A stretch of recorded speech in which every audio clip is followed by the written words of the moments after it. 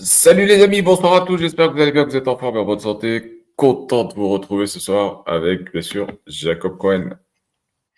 Bonsoir, bonsoir à tous. C'est un plaisir de se retrouver pour ce rendez-vous régulier.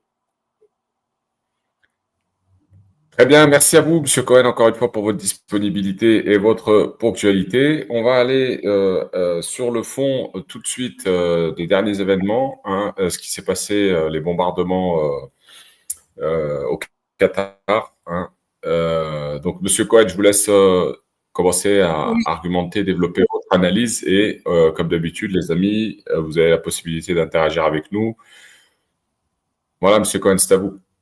oui, donc le régime sioniste a surpris, enfin a priori, hein, ceux qui veulent se laisser surprendre par une action pirate, criminelle. Enfin, je veux dire, il n'y a pas d'autre mot. D'ailleurs, une action condamnée par le Conseil de sécurité à l'unanimité. Même les États-Unis ont voté pour. Bon, une version édulcorée, mais enfin quand même. Bon, je veux dire, d'aller bombarder un pays ami, en principe, enfin qui collabore avec Israël, même s'ils n'ont pas des relations diplomatiques officielles, mais qui collaborent et qui, comment dire, assassine une délégation qui était censée négocier le cessez-le-feu et la libération des otages, ça l'affiche un peu mal. Bon, voilà. Ça montre, bon, évidemment, les pays font semblant d'être, comment dire, choqués. Moi, ça ne me choque pas du tout. C'est-à-dire, quand on connaît le régime sioniste, comment il fonctionne, c'est tout à fait naturel, c'est tout à fait dans ses cordes. D'abord, il a l'habitude de mener des coups comme ça. Et toujours, et toujours mener des coups et pour montrer son efficacité, sa roublardise, son cynisme, son machiavélisme. Et en même temps, c'est un doigt d'honneur qu'il fait non seulement à la communauté internationale, mais à ses amis arabes, enfin ses amis, ces pays arabes qui sont obligés de, de, de vivre ou de négocier une coexistence pacifique ou une normalisation. Et donc, il leur montre qu'il est le maître. En fait, c'est ça la mentalité sioniste. Moi, c'est vraiment, je suis toujours surpris que les gens n'aient pas intégré cet élément-là. Le sionisme est basé, entre autres, sur le mépris des âmes. Voilà. Et on ne peut pas s'imaginer à quel point les sionistes traitent les Arabes avec un mépris souverain. Et je regrette pour mes compatriotes marocains et les autres pays du Golfe qui ont cru pouvoir signer une paix honorable avec ce système. Ce système, vous savez, Israël trahit même les États-Unis. Il faut entendre les commentateurs. Il a bombardé le Liberty et il a participé à l'assassinat de Kennedy, à la chute des tours. Il a mené la plus grande opération d'espionnage qu'on a jamais vue sur le sol américain avec Jonathan Pollard. Je viens d'écouter une vidéo avec comment ça, bon, savez, ceux que j'écoute sont vraiment crédibles. L'attentat au Liban en 1983, qui avait fait 180 morts parmi les Marines américains, 180 morts. C'est un camion piégé. Le Mossad le savait, mais il n'a pas averti les Américains parce qu'il pensait que ça serait dans son intérêt que les Américains subissent ce choc. Les Américains eux-mêmes aujourd'hui, ils disent que ces gens-là nous détestent, ces Israéliens nous détestent, nous haïssent. Donc, s'ils ne respectent pas les Américains, imaginez leur attitude vis-à-vis des Arabes, des Marocains, des Saoudiens, des Qataris, des Égyptiens, etc. Enfin. Et donc, à mon avis, j'avais dit ça une fois, même les armes qu'ils vendent au Maroc, par exemple, je suis sûr qu'il doit y avoir un dispositif qui permettrait de bloquer. D'ailleurs, on a fait la même remarque sur les armements vendus par les Américains aux Saoudiens, etc. Par exemple, les F-35, il peut très bien y avoir un dispositif à l'intérieur qui bloquerait l'avion s'il ne répond pas aux intérêts américains. Et donc, en fait, c'est ça qui est terrible. Je constate avec tristesse à quel point les Arabes sont tombés si bas. Enfin, quand je dis les Arabes, comprenez-moi bien, hein, je parle des dirigeants. Mais enfin, c'est toujours plus facile, plus rapide d'aller vers l'expression les Arabes. Mais c'est évident, je parle des élites, des régimes, etc. Sont tombés si bas dans l'humiliation, dans l'indignité, dans la compromission. Je ne sais pas quelle trace ils vont laisser dans l'histoire. Enfin, c'est humiliant, voilà. Et donc, bon, d'abord, les Israéliens sont coutumiers du fait. C'est ça qui est terrible. Malheureusement, les Arabes ne tirent pas la leçon. Les Israéliens avaient bombardé les négociateurs iraniens qui négociaient. Vous savez, quand ils ont fait le coup le 12 ou 13 juin, il y avait une équipe de négociateurs qui était prête à retourner, je crois, en Suisse pour la 5e ou 6e session. Là, ils ont été victimes des attentats de cette nuit-là. Donc, en fait, voilà, bon, le Hezbollah aussi, il a subi la même chose. Et malheureusement, la délégation du Hamas se réunissait comme, je sais pas, comme si de rien n'était, voilà. Ils n'ont pas intégré l'idée, pas suffisamment, ou ils oublient. Des fois, ils se disent, oui, c'est vrai que les sionistes sont capables de tout, mais ils ont tendance à oublier. Ils se disent, tiens, on va négocier la trêve. Mais comment on peut négocier avec un sioniste? Et là, j'aimerais juste dire à quel point Yasser Arafat est tombé dans le piège tendu par les sionistes, par Yitzhak Rabin en 92-93. Et quand j'y pense, je me dis, c'est terrible pour quelqu'un qui a mené pendant 30 ans un vrai combat pour la libération de la Palestine et se faire arnaquer, pour ne pas dire un autre mot, plus proche de la réalité, se faire arnaquer de cette façon-là, je sais pas, je trouve pas des mots. J'arrive pas à comprendre comment. D'abord, quand un sioniste vient négocier, c'est qu'il a besoin. Bon, s'il n'avait pas besoin, enfin, je veux dire, combien de fois ils ont tenté d'assassiner Arafat? Enfin, je veux dire, c'est. Et c'est la France qui l'a sauvé, la France de Mitterrand en 82 qui l'a sauvé du massacre à Beyrouth.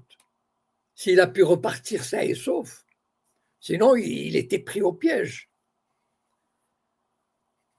Et donc, ce que je voudrais dire, c'est que malheureusement, 80 années de manipulation, de trahison, d'agression, de traités violés, d'accords violés. Vous savez, quand il y a eu la guerre de 48, il y a eu des accords de cessez-le-feu par l'ONU. il y a eu, il y a eu 2 ou 3 d'armistices, voilà, qui ont été violés par les sionistes. Les sionistes avaient assassiné l'envoyé spécial de l'ONU, le comte Bernadotte, en 1949. Imaginez un envoyé spécial, c'est comme si aujourd'hui, enfin, je n'ai pas l'équivalent comme ça, un envoyé qui va entre Israël et je sais pas, et l'autorité palestinienne, il se fait assassiner. Enfin, je veux dire, et ouvertement, c'est pas, je veux dire, c'est pas un attentat déguisé. Donc, je veux dire, l'histoire du sionisme, elle est faite de cette manière-là. Voilà. De coups tordus, de coups fourrés, d'assassinats. C'est leur, comment dire, ils ne peuvent pas faire autrement. C'est leur manière d'être, c'est leur raison d'être. Voilà. Ils s'en réjouissent. Regardez quand ils ont envoyé les beepers à Beyrouth, ils les ont fait sauter. Il y avait des enfants qui sont morts, etc. Mais eux, ils en jouissent. Et malheureusement, je ne comprends pas. On devrait chaque jour, publier dans les médias arabes une histoire de la trahison sioniste. Chaque jour. Pour que les gens n'oublient pas. Voilà. Voilà, malheureusement, mais j'ai l'impression que, voilà, de toute façon, il n'y a rien à attendre des pays arabes. Je veux dire, le Qatar, il va rien faire. Les Émirats arabes unis ont pris une décision ultra courageuse. Enfin bon, ils ont interdit, il y avait un salon de militaires aux Émirats arabes unis, ils ont dit à Israël, bon écoutez, c'est trop voyant, voilà. Vous n'allez pas participer. Voilà, bon. C'est presque un acte de guerre, vous imaginez, les Émirats arabes unis. Bon. Donc voilà, malheureusement, la situation en est.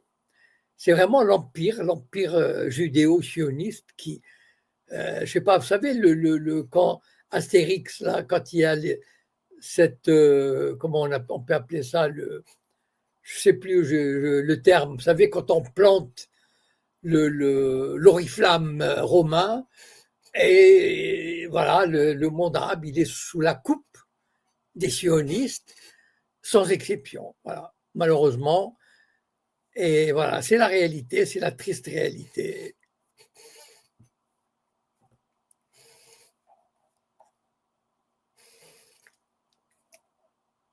Oui, Monsieur Cohen, donc vous, selon vous, les États-Unis donc avaient donné le feu vert pour bombarder le Qatar, on est d'accord? De toutes les façons, d'après ce que j'ai entendu, d'après les experts américains que j'ai entendus, c'est il y a deux, comment dire, il y a deux théories ou deux, c'est-à-dire soit Trump était au courant, soit il ne l'était pas. Bon, on penche pour que Trump n'était pas au courant, mais la CIA était au courant, bien sûr. La CIA a collaboré, etc. Et donc, finalement, de toutes les façons, quand on dit les États-Unis, c'est difficile parce que si la CIA, le Pentagone, Marco Rubio, etc., sont dans le coup, ben on peut dire que les États-Unis sont dans le coup. Après, que Trump ait été averti à l'avance ou pas, comment dire, ça ne change pas grand-chose parce que, de ce que j'ai entendu, de toutes les façons, il n'aurait pas dit non. Voilà. D'accord. Et en ce qui concerne le Qatar, est-ce qu'il n'y aurait pas une éventualité qu'ils puissent avoir trahi justement les chefs, les dirigeants du Hamas, dans le but de peut-être débloquer une situation pour aller vers un cessez-le-feu? Parce que là, on voit que c'est toujours bloqué, il n'y a pas de solution, il n'y a pas de négociation possible.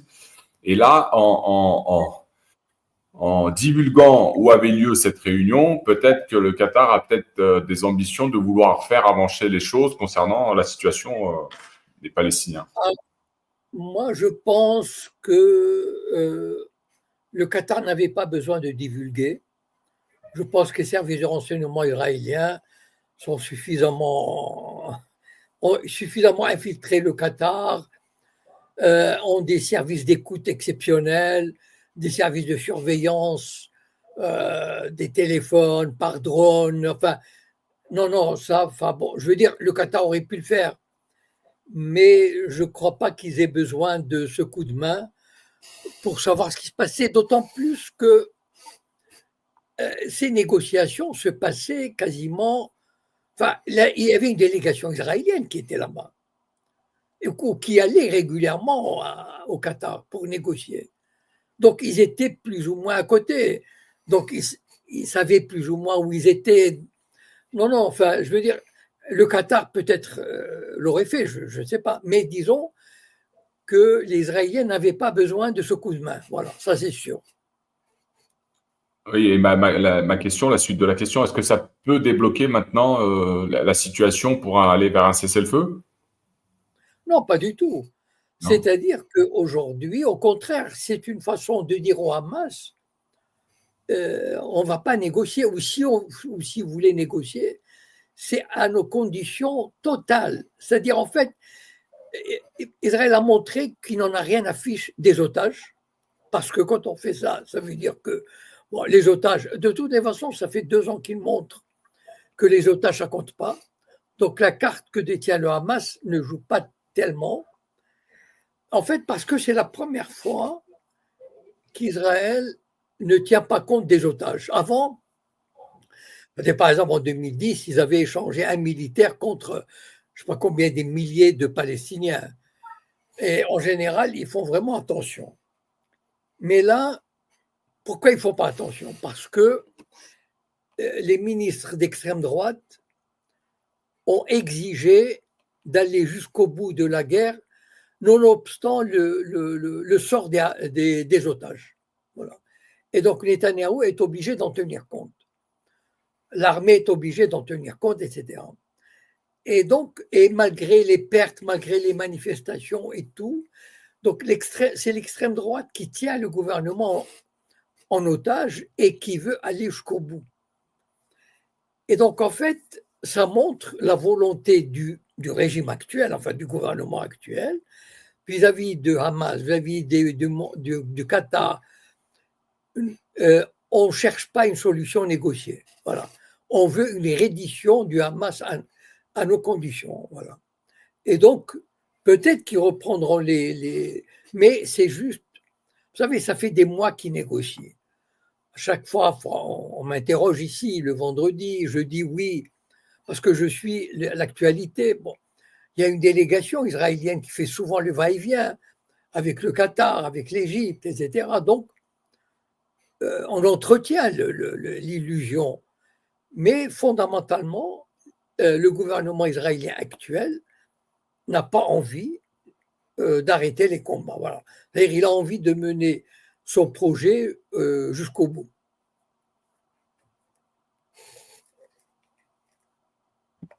Aujourd'hui, les Qataris, est-ce qu'ils peuvent, comment dire, est-ce qu'il peut y avoir des représailles ou alors peut-être pas sur le plan militaire, mais au niveau économique et tout ça? Non, je ne crois pas. Ils ne sont pas en état.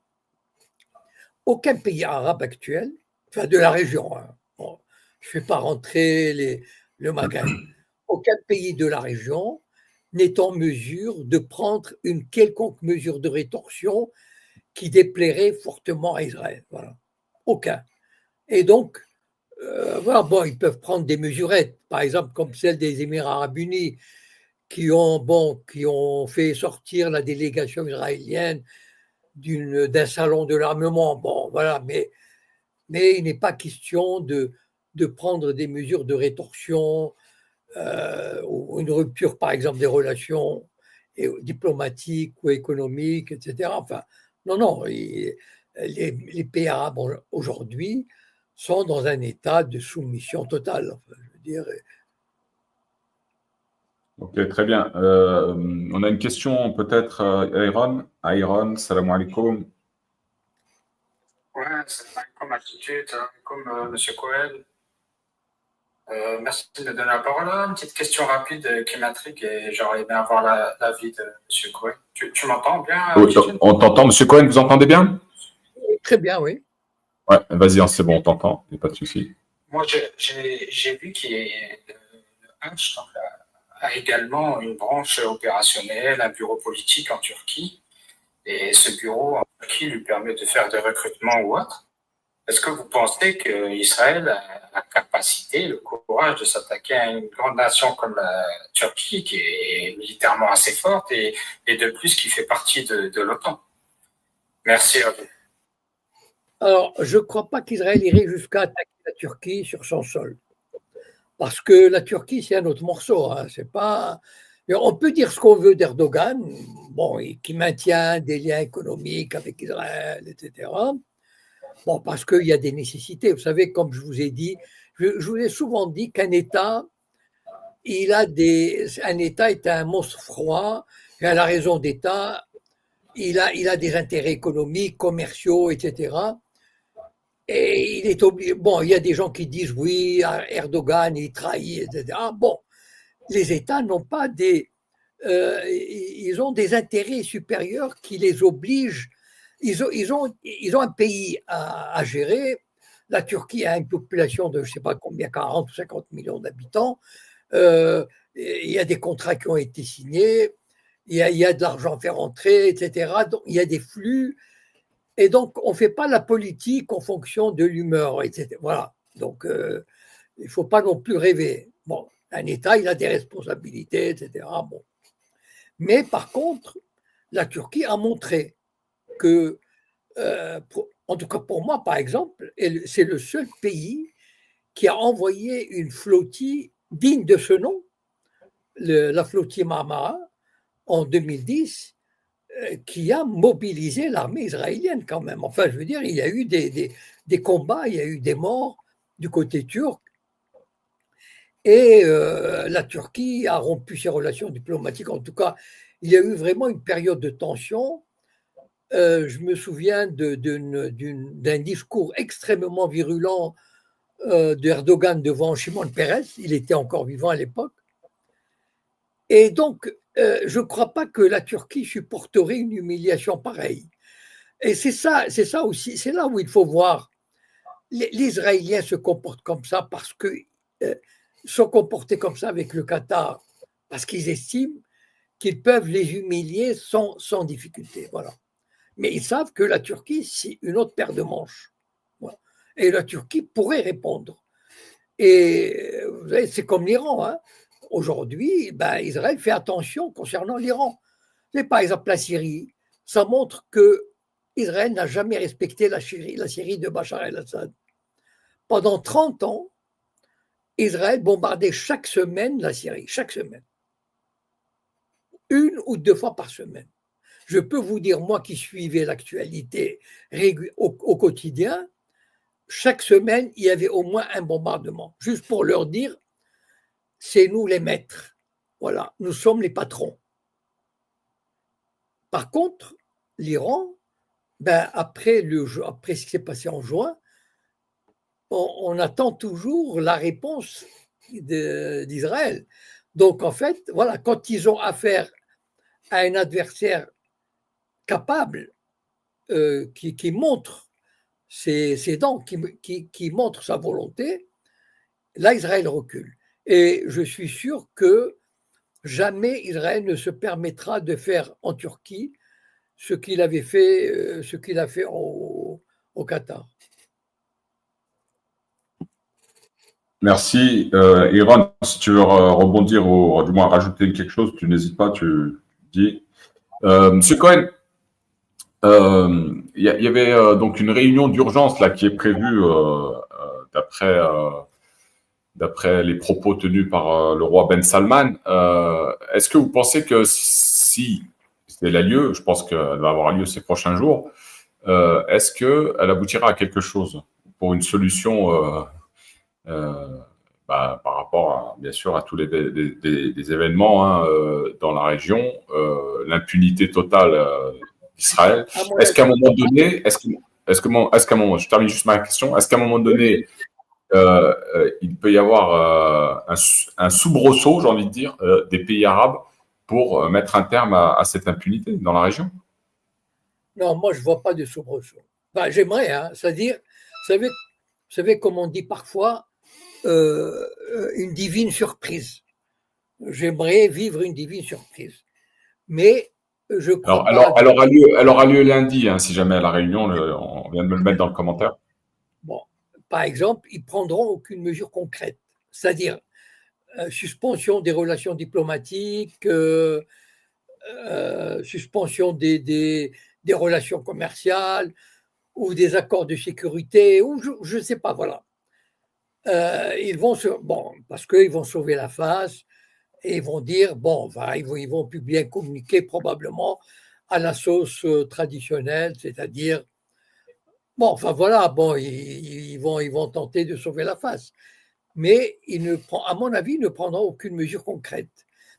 Parce que d'abord, vous savez, il y a un pays comme l'Égypte. Bon, je veux dire, moi, je me fais aucune illusion sur ce pays. Je ne parle pas du peuple égyptien, du sentiment du peuple égyptien, etc. Pas du régime actuel, voilà, qui depuis les années 80 avale couleuvre sur couleuvre face à Israël. Voilà. Donc, je vois mal l'Arabie Saoudite fiche en l'air c'est parce que quand on s'oppose à Israël, c'est-à-dire concrètement, ça veut dire qu'on s'oppose aux États-Unis. C'est pas, il y a derrière l'Amérique, l'Amérique qui est derrière. C'est pas. Est-ce que vous avez vu la prise de parole du roi Ben Salman ou pas? Non. Non. Bon, il avait l'air quand même un petit peu remonté, comme dirait l'autre.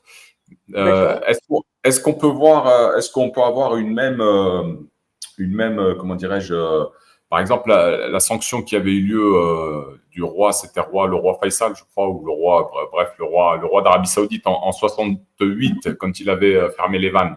Est-ce que ça, on peut le voir entrepris par justement le roi Ben Salman? Ok, mais en 68, par exemple en 113, l'OPEP avait multiplié par 4 le prix du pétrole après la guerre de Kippour. Voilà. Et donc, je vous rappelle quand même que dans les années 60, la Ligue arabe, officiellement, avait une liste de sociétés américaines qui étaient boycottées, comme Coca-Cola, etc. Enfin, bon, j'ai oublié la liste, mais il y avait Coca-Cola, etc. Bon. Et donc, en 67-68, on était encore dans cet état d'esprit de boycott, de refus de discussion, etc. Aujourd'hui, l'Arabie Saoudite, bon, même si elle n'entretient pas des relations officielles, d'ailleurs, qui a permis, pour arriver au Qatar, les avions israéliens, regardez une carte, pour arriver au Qatar, à un moment donné, il faut passer par la Jordanie et l'Arabie Saoudite, ou en tout cas, on frôle l'Arabie Saoudite quand même. Donc, voilà, on ne va pas me raconter. Pardon? Justement, effectivement, ils ont survolé la Jordanie, l'Arabie Saoudite avant d'arrêter. Donc, on ne me raconte pas d'histoire. Non, en fait, aujourd'hui, malheureusement, c'est pas ces pays du Golfe se sont engagés dans ce processus de normalisation depuis 20 ans. C'est ça le drame. C'est que aujourd'hui, c'est pratiquement, enfin, à moins de rompre, mais sinon, ils sont engagés dans des processus de collaboration. Même quand ils n'ont pas de relations diplomatiques, l'Arabie Saoudite permet le survol de son territoire, même des avions militaires israéliens. Donc, et puis, moi, je suis sûr, bon, on ne le dit pas, mais je suis sûr qu'il y a des échanges de renseignements. Il doit y avoir des services de Mossad à des bureaux, l'Arabie Saoudite, etc. Donc, avec la CIA. Donc, en fait, ils sont engagés dans des relations approfondies du renseignement, de militaires, etc. Et je les vois mal briser ce tissu de lien. Ils peuvent prendre, à mon avis, peut-être ils prendront une mesure symbolique comme celle des Émirats arabes unis, voilà, bon, dont j'ai parlé tout à l'heure.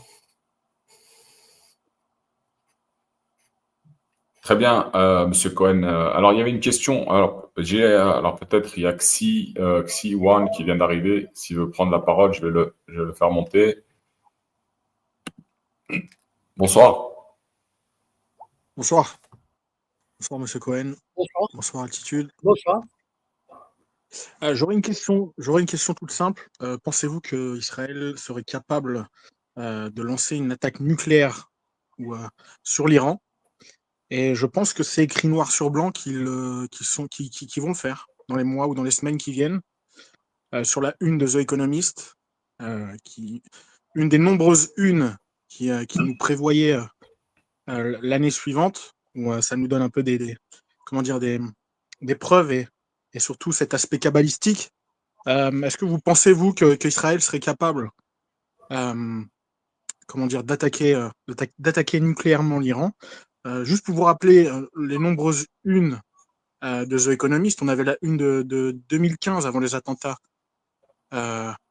où sur la une, on voyait en arrière-plan deux terroristes portant des Kalachnikov et au devant de la une, trois flèches avec trois chiffres. Et si comment dire, si avec comme j'ai dit, cet aspect kabbalistique, on pouvait retomber sur la date exacte des attentats. Et surtout, il y avait la une de The Economist de 2019, un an avant le Covid-19, où on avait le pangolin. Euh, on avait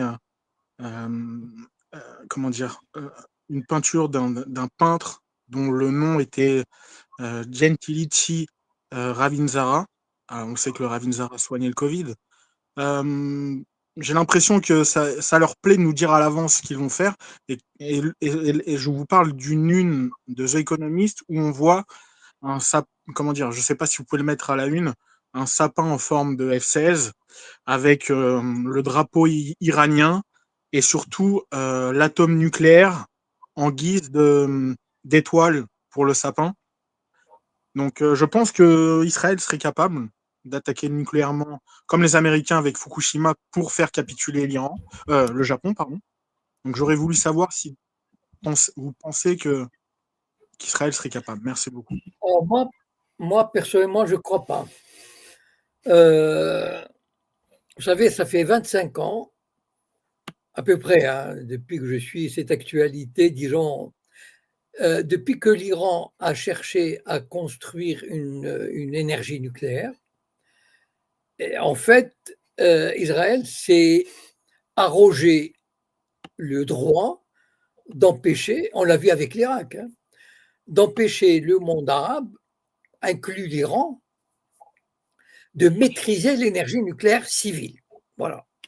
C'est-à-dire pour Israël, il n'était pas question pour un quelconque pays arabe, et jusqu'à présent, ça a marché. Et l'Iran, à partir du moment où il s'est lancé dans le développement du nucléaire, il y a justement cette tentative d'Israël d'empêcher l'Iran d'atteindre, enfin, de développer cette énergie nucléaire civile. Donc, ça fait 25 ans qu'ils ont le doigt sur la gâchette. Ça les titille, ça les démange, mais ils ne l'ont pas fait. Voilà. Et donc, mais c'est là aussi la première fois qu'ils les ont attaqués de manière conventionnelle au mois de juin. Et donc, s'ils ne l'ont pas fait pendant 25 ans, je ne vois pas pourquoi ils le feraient aujourd'hui. Et d'autant plus que l'Iran a montré qu'il possédait des systèmes capables de détruire Israël plusieurs fois. Je veux dire, l'Iran s'est retenu jusqu'à présent, même au mois de juin, même pendant les 12 jours, la guerre des 12 jours, il n'a pas voulu aller trop loin. Voilà. Parce qu'il aurait pu, enfin d'après tous les experts hein, que j'écoute, il aurait pu aller plus loin. Et aujourd'hui, ils développent d'autres armements et ils sont capables. Donc, à mon avis, en tout cas, c'est mon intuition, d'abord, personne ne peut dire quand et si Israël va utiliser la bombe atomique. Voilà. Personne. Enfin, sauf peut-être, il y a peut-être 5 ou 6 personnes en Israël qui le savent. Bon. Et ni l'économie, ni vie économiste, ni, enfin, même la CIA, à mon avis, je ne sais pas si, parce que ça, c'est quelque chose de vraiment secret. En fait, la bombe pour Israël, elle a un effet de dissuasion. C'est-à-dire que si le pays vient à être détruit, alors il pourrait réagir et attaquer l'agresseur. Voilà. Mais tant que ce soit une guerre conventionnelle, d'ailleurs, par exemple, la guerre des 12 jours, à aucun moment il n'y a eu la moindre idée ou la moindre tentative qu'Israël pourrait imaginer. Enfin, je veux dire,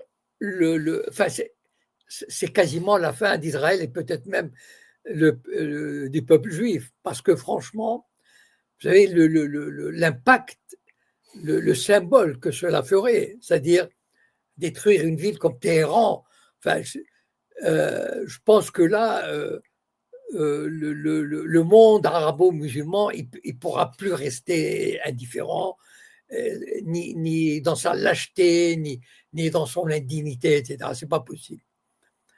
Et donc, je crois. Je comprends tout à fait. Pardon, je comprends tout à fait ce que vous venez de dire et surtout la dernière phrase, mais je pense que vous pensez d'un point de vue occidental et européen, mais si on prend une machine à remonter le temps, vous auriez pu dire non, c'est impossible. Le président Kennedy ne pourrait être abattu par le Mossad. Vous imaginez, ce serait la fin d'Israël si le Mossad abat l'un des présidents les plus puissants du monde en 1961, 69, qu'il a été tué. Donc 63. 63. Donc 63. Donc D'abord, on personne peut n'est sûr. aussi. D'abord, Pardon, personne n'est sûr. oui, personne n'est sûr. C'est vrai, mais de nombreux experts américains et pas vénézuéliens ou cubains, américains, le disent comment dire, implicitement que le Mossad est impliqué. Mais bon. Enfin voilà, moi je Donc vous ai donné ma ce serait réponse. ce serait plus. Ouais, je comprends. Merci beaucoup, Monsieur Cohen. Mais je vous en prie.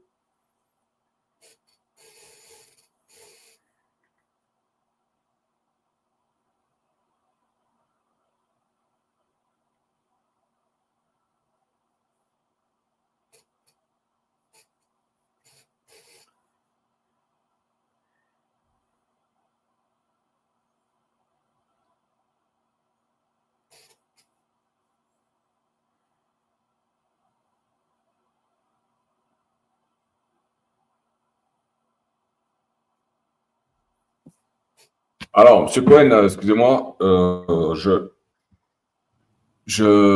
il y avait une remarque qui revient assez souvent, pas assez souvent, mais voilà, moi je la vois assez souvent passer, où il paraîtrait, hein, bon, c'est le constat que font certains en tout cas, que vous fassiez beaucoup l'éloge de l'entité sioniste. Comment vous expliquez, parce que j'ai l'impression que les gens ne voient pas comment dire, votre vision des choses, hein, par rapport à l'entité. Vous êtes plutôt dans un constat, vous constatez, et les gens en bas, là, ceux qui écoutent, eux pensent que vous faites l'éloge de l'entité sioniste. Vous pouvez amener une réponse qui clarifierait un petit peu le fait que vous fassiez l'éloge de l'entité sioniste, Monsieur Cohen? Moi, je vous connais, Monsieur Cohen. Ça fait 2 ans, plus de 2 ans et demi qu'on fait l'émission ensemble. Je suis Mais pas voilà. je voudrais pas être méchant, mais je ne suis pas responsable comment le dire gentiment, enfin au moins méchamment. Je ne suis pas responsable de la bêtise des gens ou de l'incompréhension des gens. Ça fait 30 ans, mes écrits, j'ai écrit quand même des livres, j'ai fait des vidéos, j'ai fait des dizaines de vidéos, des dizaines de conférences, j'ai écrit des livres. Si des gens pensent encore que je fais l'éloge du régime sioniste, enfin, tout à l'heure, quand on a commencé, j'ai parlé du sionisme quand même. J'ai dit ce que je pensais de la façon de faire du sionisme. D'accord? Et qu'on puisse. Enfin, non, je regrette. je refuse d'entrer dans ce jeu. C'est-à-dire, je refuse, si des gens ne sont pas capables de saisir un truc aussi évident, ben, je suis désolé qu'ils aillent ailleurs ou qu'ils réécoutent la vidéo 10 fois et peut-être qu'ils verront la lumière. Voilà, c'est tout ce que j'ai à dire.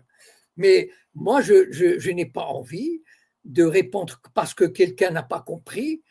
Ben, je regrette, je ne me mets pas à ce niveau-là parce que quand ça atteint ce niveau, c'est dramatique parce que c'est voilà. Et je n'irai pas plus loin parce que je risque de m'énerver. Voilà, bon.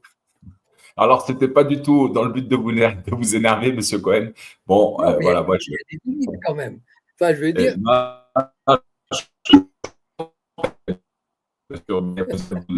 votre analyse concernant la situation et depuis des années, on la connaît. On la connaît, vous êtes assez pertinent sur la question. Et clairement, c'est une réalité. Aujourd'hui, ce qui se passe, on a une impuissance ou, si on peut appeler ça une lâcheté peut-être, des pays dans la région qui sont incapables de trouver une solution et d'agir face à ce tout petit pays. Bref. On va continuer, Monsieur Cohen. Il y avait une question, on l'a pas évoquée, mais ça, c'est dans la même thématique. Hein. On a eu le bombardement du Qatar, mais avant ça, il y avait eu le bombardement de la flottille en Tunisie, à Tunis. oui. Vous pouvez nous dire un mot aussi à ce sujet?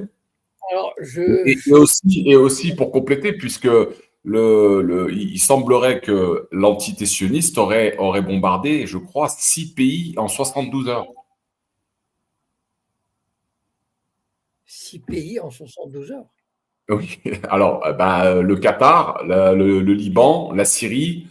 Ah, oui, mais le Liban et la Syrie, c'est, comment dire, c'est du quotidien. Enfin, je veux dire, c'est de la routine. Voilà. Le Liban et la Syrie, c'est la routine. Donc, c'est même pas, enfin, à la limite, c'est même pas la peine de relever. Enfin, moi j'étais au courant qu'ils ont bombardé la Syrie. Ils ont bombardé une base en Syrie cette semaine. Mais c'est devenu la routine. C'est-à-dire, en fait, enfin, je ne sais pas, c'est même pas la peine, enfin, c'est pas la peine de relever. C'est-à-dire, c'est tellement routinier que, oui, voilà, ça fait partie du quotidien, oui. Alors, concernant la flottille, s'il vous Alors, plaît. concernant la flottille, j'ai pas vraiment a priori, d'après ce que dit le gouvernement tunisien, puisque cela s'est passé enfin, sur les ports tunisiens, et il semblerait que ce soit un drone. Enfin, oui, il semblerait que ce soit un drone ennemi. Je ne sais pas s'ils ont dit israélien. Je ne crois pas. Enfin, je ne me souviens pas. En fait, c'est assez. Bon, je veux dire, je vois mal un drone israélien arriver d'Israël jusqu'en Tunis, jusqu'à Tunisie. Après, un drone peut être lancé d'un navire israélien militaire qui serait à une cinquantaine de kilomètres, à une centaine de kilomètres, etc. En tout cas, je n'ai pas très bien. Parce que bon, ce drone n'a fait que des petits dégâts, apparemment, a priori, non? Il n'y a pas eu de blessés ni de morts. Alors, je n'arrive pas vraiment à interpréter ce qui s'est passé. Voilà. Moi, ça m'étonnerait, je serais surpris que l'armée israélienne le fasse à ce niveau-là, à ce stade-là. Voilà.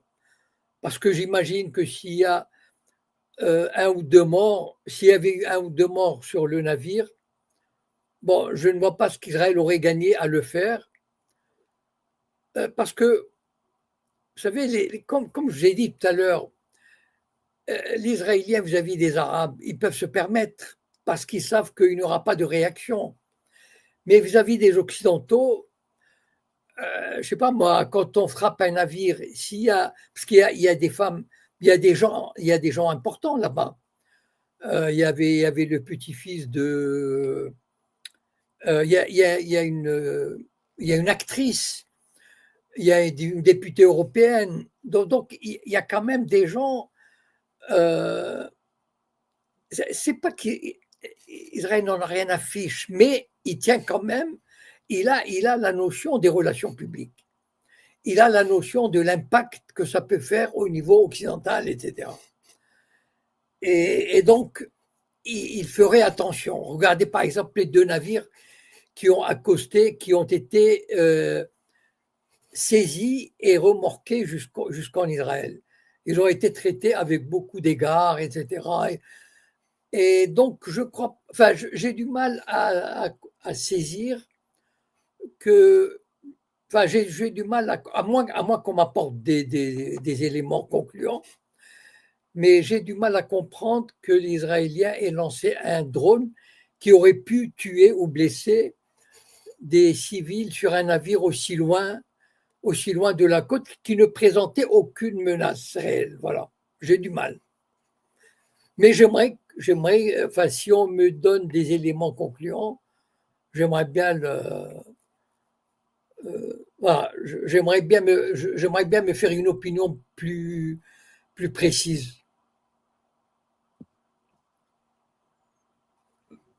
Alors, très bien, merci, M. Cohen. Moi, j'ai pas plus d'informations sur la situation. Mounameh, si tu veux monter, si tu as 2 minutes pour, vu que tu connais bien peut-être le sujet, et si tu veux monter, nous apporter quelques éléments, comme ça, M. Cohen essaiera de répondre peut-être. M. Cohen, moi, j'avais une question. Bon, il y a la réunion d'urgence qui est prévue là, donc le 22. Donc, c'est une réunion qui va avoir lieu. Alors, je ne sais pas si elle aura lieu au Caire ou j'en sais rien dans quel endroit. Elle va réunir, si elle réunit des chefs d'État peut-être de la Ligue arabe qui vont se déplacer en urgence. Donc, c'est pas dans le cadre d'un planning. Oui. Voilà. Donc, est-ce qu'il n'y a pas des risques justement si des chefs d'État qui sont membres de cette Ligue arabe, ils se déplacent justement? Est-ce qu'ils n'ont pas un risque pour ceux, bien sûr, hein, je parle bien des chefs d'État qui n'ont pas normalisé avec l'entité sioniste, est-ce qu'il n'y a pas un risque d'attentat justement contre ces chefs d'État? Est-ce que c'est déjà arrivé par le passé? Non? Non. Vous savez. Alors justement, Oui, avant de me donner votre réponse, moi je vous dis ça. Par exemple, un pays comme l'Algérie qui a des positions claires contre l'entité sioniste, on ne peut pas le nier, c'est indéniable, un pays qui n'a pas normalisé. Admettons que le président algérien décide de fédérer donc les pays de la Ligue arabe en se déplaçant dans chaque pays, hein, peut-être pas les 22 pays arabes, mais les puissances arabes, en se déplaçant chez eux, par exemple, et en tentant de les fédérer justement pour dire stop à ce qui se passe à Gaza. Est-ce que lui, aujourd'hui, ne courrait pas un risque d'être assassiné? Non, je ne pense pas que les Israéliens aillent jusque-là. Ils ont le sens, ils ont quand même je veux dire, ils paraissent comme ça fous, irrationnels, mais ils restent quand même dans une certaine limite. C'est-à-dire, non, à mon avis, ils feront jamais une chose pareille. C'est contre leur intérêt. Enfin, je veux dire, ils ont assassiné, par exemple, le numéro 2 de l'OLP à Tunis. Bon, d'accord. Mais c'était l'OLP quand même. Enfin, c'était une organisation qui était considérée par l'Occident comme terroriste. Enfin, qu'on le veuille ou non. Enfin, en tout cas, bon, je veux dire, voilà. L'attentat du Qatar, c'était quand même, ça visait le Hamas. L'attentat du Liban, ça visait le Hezbollah. Donc, il y a quand même, enfin, c'est pas que je justifie, loin de là. Pour ceux qui n'auraient pas compris, je ne justifie pas, hein, d'accord? C'est juste qu'il y a une échelle. Voilà. C'est-à-dire que vis-à-vis du monde, vis-à-vis des chancelleries occidentales, vis-à-vis de l'Amérique, etc., vis-à-vis des médias, il y a une différence entre bombarder le Hamas, même au Qatar, ou le Hezbollah au Liban, avec un chef d'État reconnu, etc., à l'étranger.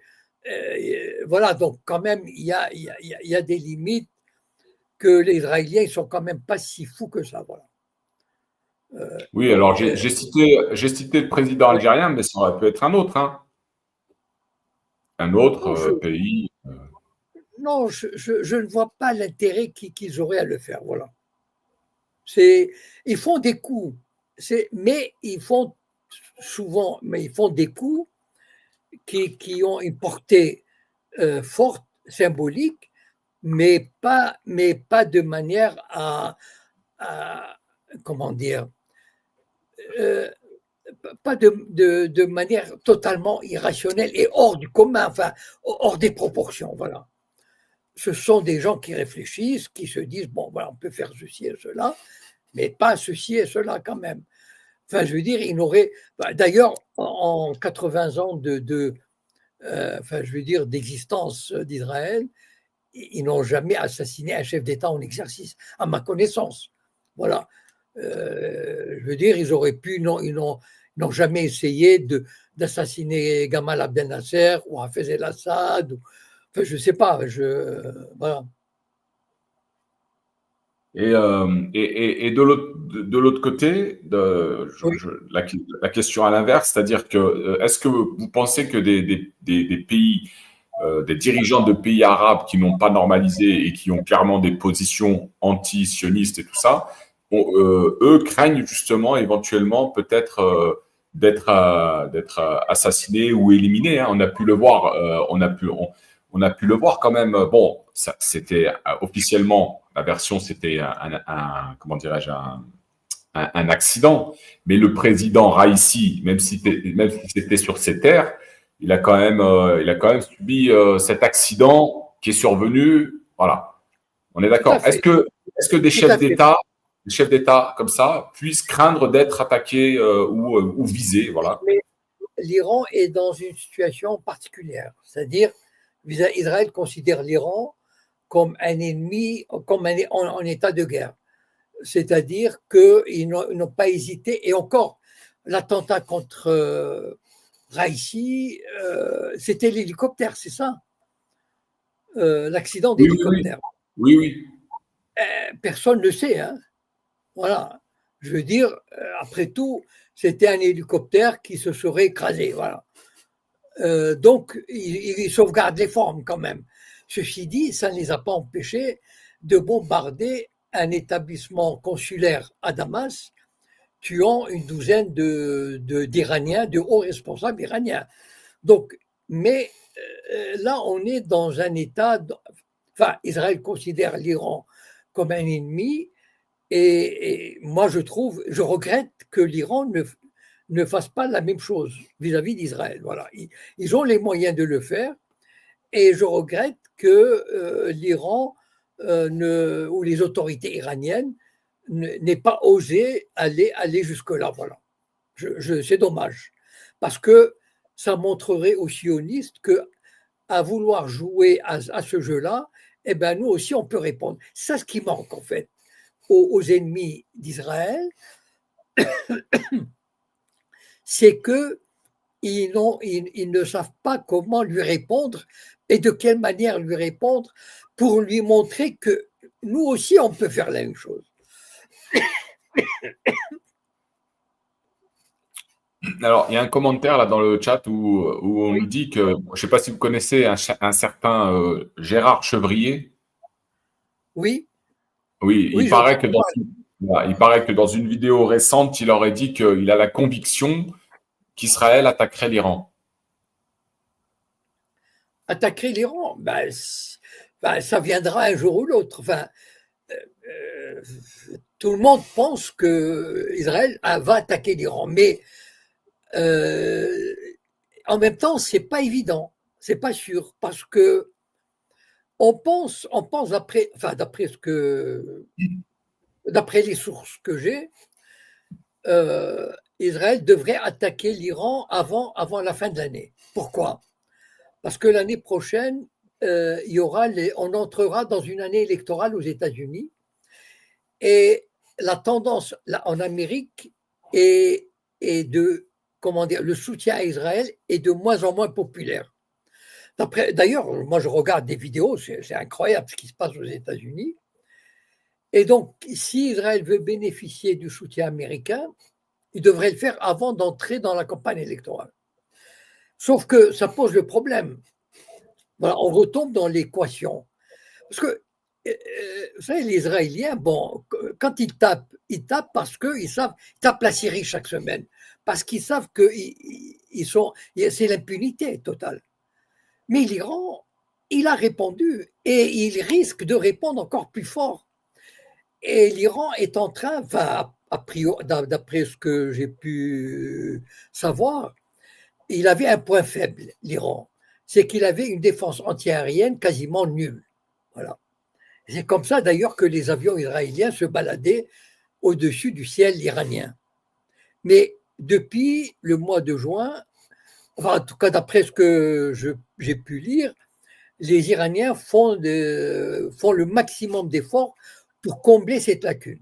Alors si en plus ils développent un système de défense antiaérienne, plus leurs missiles, etc., vous savez, si les Israéliens étaient certains de pouvoir attaquer l'Iran sans grand dommage, ils l'auraient déjà fait. Donc, s'ils ne le font pas, c'est qu'ils savent qu'ils vont payer un prix très élevé, et c'est pour ça qu'ils ne le font pas. Voilà. Donc, eux, aujourd'hui, ils sont en train, peut-être, les Israéliens, de peser le pour et le contre. Est-ce que ça vaut le coup ou pas? Voilà.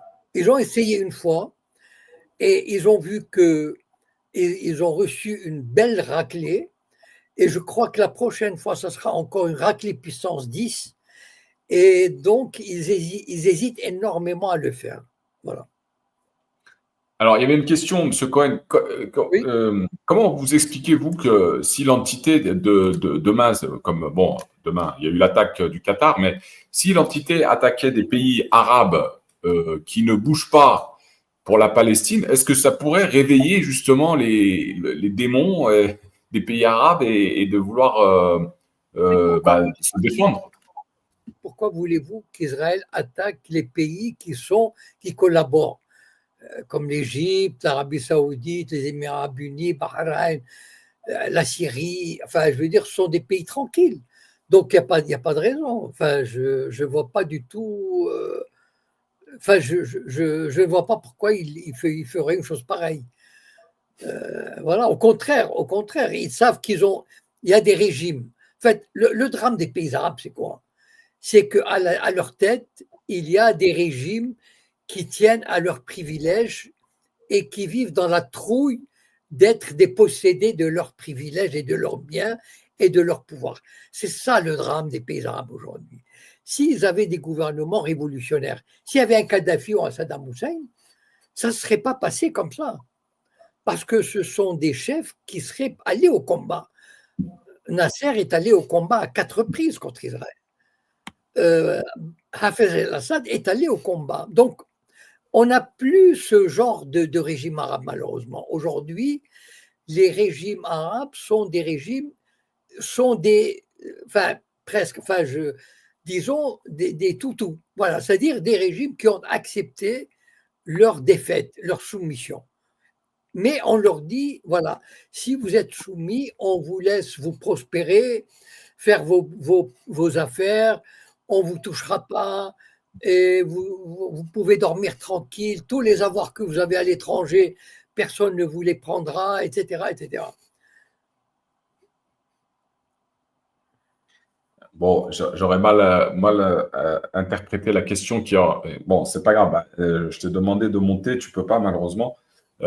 Monsieur Cohen, il y a un commentaire là qui revient depuis tout à l'heure. Bon, c'est par rapport à cette réunion de la Ligue arabe qui fait partie, bien sûr, dont le Maroc fait partie. Mais le Oui. Maroc aujourd'hui, c'est un pays normalisateur. Est-ce que le Maroc peut changer sa position aujourd'hui ou pas? C'est impossible. Impossible. C'est-à-dire, oui, parce que non, parce que en fait, le Maroc s'est engagé, comment dire, coréen, enfin coréen. C'est, comment dire, il a misé. C'est comme quelqu'un qui va au casino, il mise, tapis toute sa fortune sur une couleur ou un chiffre ou un numéro. vous imaginez la perte de phase et puis tous les investissements qu'il y a eu, etc. Non, c'est impossible. Moi, je crois pas du tout. Il est engagé jusqu'à la moelle dans cette affaire. Et à moins, la seule chose qui peut arriver, c'est un coup d'État d'un colonel, voilà, révolutionnaire à la Kadhafi, et qui dit, voilà, qui renverse le régime et qui dit, on coupe les liens. Mais tel que c'est actuellement, pas oublier une chose, c'est pas une décision du roi seulement. J'ai déjà dit ici que c'est une décision qui implique tout l'establishment marocain, et notamment sécuritaire. Là, la majorité des militaires, des services, des services de renseignement, etc., ils sont à fond là-dessus. Pourquoi? Parce que eux, ils veulent en découdre avec l'Algérie. Et donc, en fait, ils trouvent dans l'alliance avec Israël un enjeu de puissance. Parce qu'ils savent, enfin, ils pensent qu'Israël, grâce à Israël, ils vont avoir une puissance, ils vont décupler leur puissance militaire et ils seront invincibles. Voilà. Et donc, et eux, ils ont eu l'habitude depuis Hassan II, les militaires et les services de renseignement, depuis Hassan II, ils ont eu l'habitude de collaborer avec le Mossad. Ils sont probablement allés en Israël à plusieurs reprises, etc. Et ils sont fascinés par cette réussite, entre guillemets, de ces gens. Et donc, ils ont accepté la normalisation. Il ne faut pas croire que c'est une décision qui est imposée comme ça par une seule personne. À mon avis, et c'est ça où le travail d'André Azoulay a été extraordinaire, c'est que pendant 35 ans, il a réussi à retourner une bonne partie de l'establishment marocain en faveur d'Israël. Et donc, c'est pas. Voilà, si ça arrive, c'est que vraiment, il y a un truc extraordinaire qui est arrivé au Maroc. Donc, c'est pas une attaque. Regardez, par exemple, est-ce que le Maroc a bougé après le génocide de Gaza? Pas du tout. Donc, c'est pas un petit coup qui porté au Qatar qui va faire changer la donne. Alors, il y a un commentaire aussi là qui est assez virulent. Les États regardent leurs intérêts. Tout le monde s'en fout de la Palestine, sans exception. Vous en pensez quoi, M. Cohen?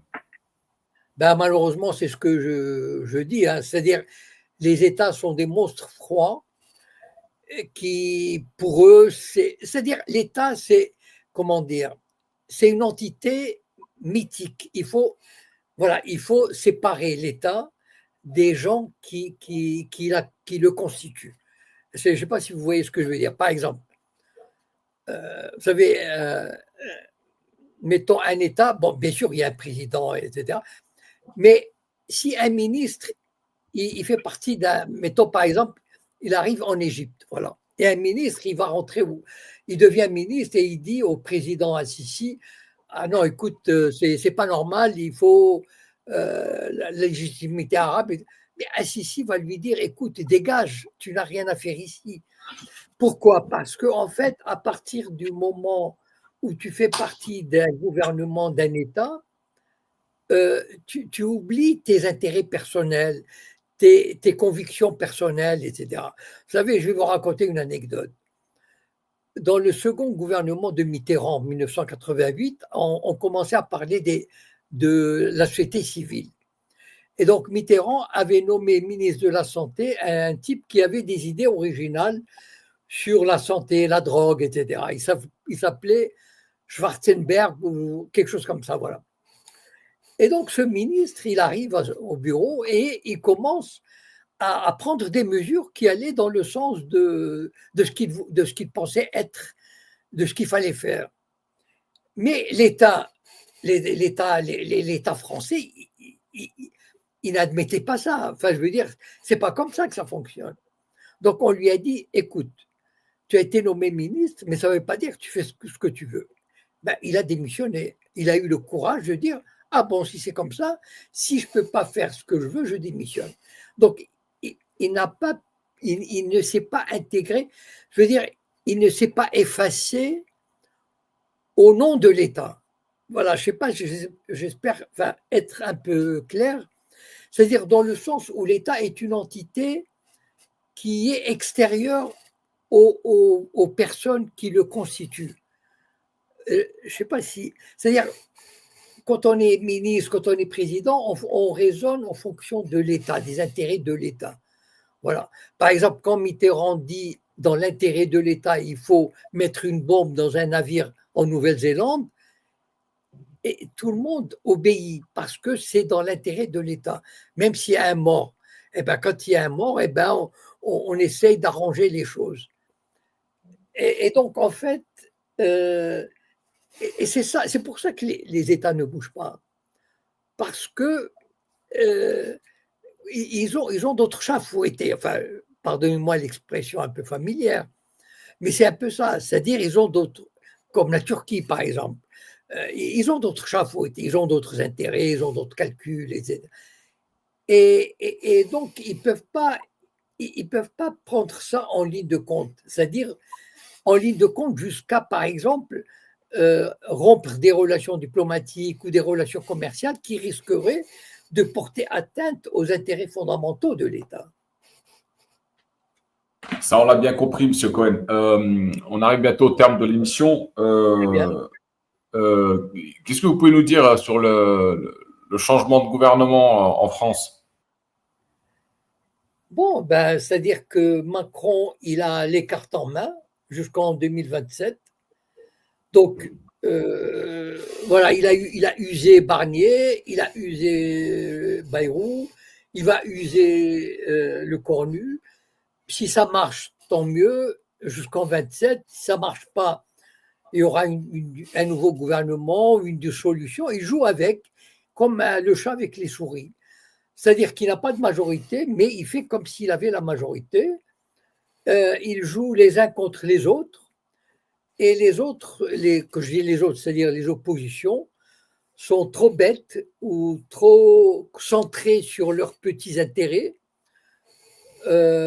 pour voir l'intérêt général de la France. Et malheureusement, elle marche dans la combine. Et ça va permettre à Macron d'arriver jusqu'au mars, avril, mai 2027, tranquillement, sans problème. Et de toutes les façons, si on lui met des bâtons dans les roues, il a l'article 16 ou d'autres choses. Donc, pour moi, Macron, il est, enfin, à mon avis, il est tranquille jusqu'en avril-mai 27. Voilà. Alors, qu'il soit tranquille, c'est une chose, mais clairement, c'est quand même catastrophique ce qui se passe là pour un président de changer trois fois ou quatre fois ou cinq fois de premier ministre. C'est quand même incroyable ce qui se passe. Pourquoi il pose pas sa démission et il s'en va et il passe le relais à quelqu'un d'autre? Je comprends pas. Pourquoi s'acharner à vouloir aller au bout de son mandat alors que personne n'est en accord avec lui? Et parce que il a soif de pouvoir, il a soif de, je sais pas, c'est quoi? Non, Bref. Oui, enfin, il est là pour. Il n'en a rien à fiche de l'opinion des Français, des intérêts des Français. Il est là pour accomplir une mission et il le fait très bien. Et pour servir de tremplin, ben oui, malheureusement, cyniquement, il le fait très bien. Et il dépossède les Français au profit d'autres forces, etc. Et donc, en 27, il aspire à des fonctions supérieures comme président de la Commission européenne, etc. Il trace son plan et malheureusement, moi, ce que je reproche, je ne lui reproche pas de faire ça, enfin, je ne lui reproche pas. Il fait son job, lui, il est là, il annonce ce qu'il fait, il fait ce qu'il a, et il le fait, voilà. Mais par contre, ceux qui auraient pu défendre l'intérêt de la France et des Français, c'est-à-dire les partis d'opposition, eux, ben, ils s'accrochent à leur petit truc de rien du tout, et au lieu de, par exemple, pourquoi l'opposition, qui représente les 2 tiers, comment ça se fait qu'ils ne disent pas on arrête de financer la guerre en Ukraine et on utilise ces milliards pour les Français? Voilà. Pourquoi ils ne le font pas? Donc, c'est facile, enfin c'est facile. Donc, Macron, il fait son job. OK, d'accord. Mais les autres, ceux qui, les pantins de LFI, de RN, etc., voilà, ils cherchent leurs petits intérêts de rien du tout, de pacotille. Enfin, je veux dire, c'est toute la classe politique pour moi qui a jeté. Enfin, c'est Mais, dramatique. Monsieur Cohen, ça a donné quoi ce mouvement du 10 là? On bloque tout. Ben, pas grand-chose, mais qu'est-ce qu'on peut attendre de toutes les façons? D'abord, hein, bon, franchement, voilà comment dire, voilà la politique, comment elle peut être bête. Enfin, et les filles, par exemple. Bon, pourquoi il s'est immiscé dans ce mouvement alors qu'il aurait pu le laisser s'épanouir comme mouvement apolitique de contestation sociale, de réveil social, etc. Il faut toujours qu'il foute. Mais c'est pas les filles en particulier. Tous les partis politiques n'ont qu'un objectif. Voilà. C'est-à-dire survivre, gagner des petits privilèges, gagner des sièges. C'est ça, malheureusement, quand on rentre en politique, on tombe enfin, je veux dire, des comportements de petits épiciers. Voilà.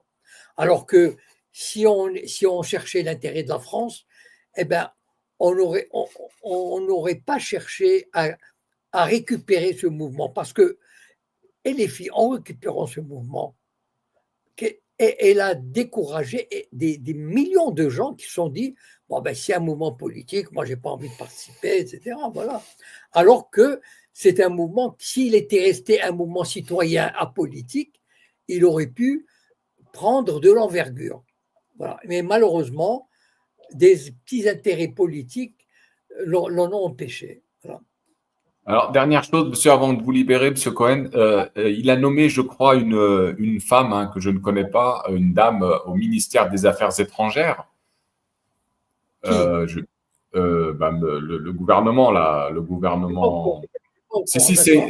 c'est une femme, hein, je ne sais pas comment elle s'appelle, j'ai oublié son nom, mais en tout cas, elle n'était pas très connue. Bref, elle est au ministère des Affaires étrangères et on a donc monsieur Hérault hein, à l'intérieur.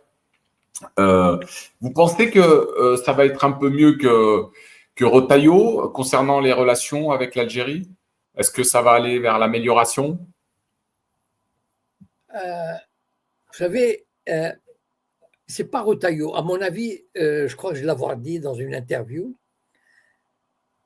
c'est Macron qui décide. Voilà. C'est-à-dire, si Macron ne l'a pas fait, n'a pas. Parce que Macron aurait très bien pu dire à Retailleau, tu fermes ta gueule. Voilà. Et il aurait fermé sa gueule. Non, c'est la vérité. Hein. Et donc, s'il a laissé faire, c'est que Macron obéissait à d'autres intérêts, à d'autres lobbies, à d'autres influences. Voilà. Donc, il a D'accord. Le lobby, entre guillemets. voilà, qu'on ne connaît pas, qui n'existe pas. Voilà, qui n'existe pas, mais qu'il est interdit de mentionner.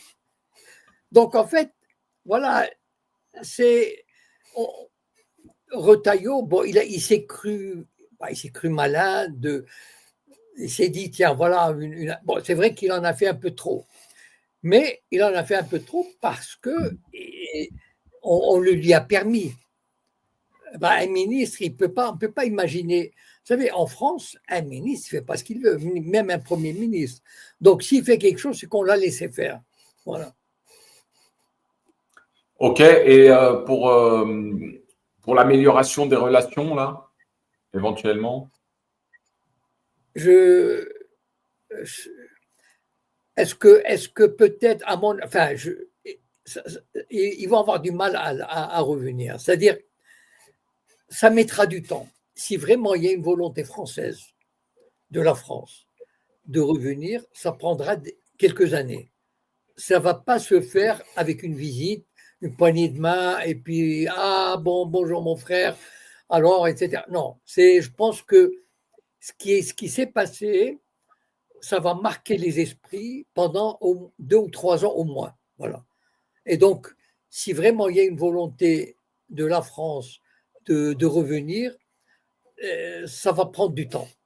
Il faut montrer patte blanche, il faut montrer qu'on a envie, il faut donner des gages.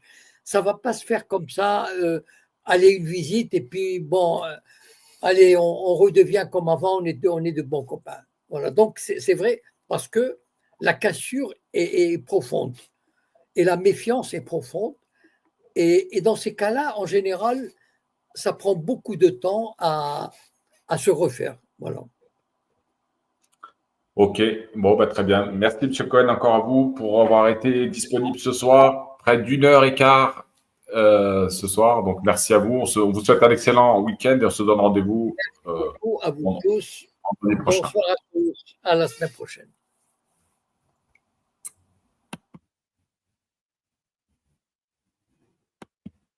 Voilà, les amis. Pour ceux qui sont arrivés après, bah, abonnez-vous à la chaîne Altitude. Prenez de la hauteur, les amis, et vous aurez la possibilité de revoir le live, la rediffusion. Donc, abonnez-vous. Puis, si vous voulez participer pour aider la chaîne à ce qu'elle continue à vivre, vous avez un petit lien qui circule là en bas. Excellente soirée à vous, un excellent week-end, que la paix soit sur vous. Et à vendredi prochain. Salam alaikum.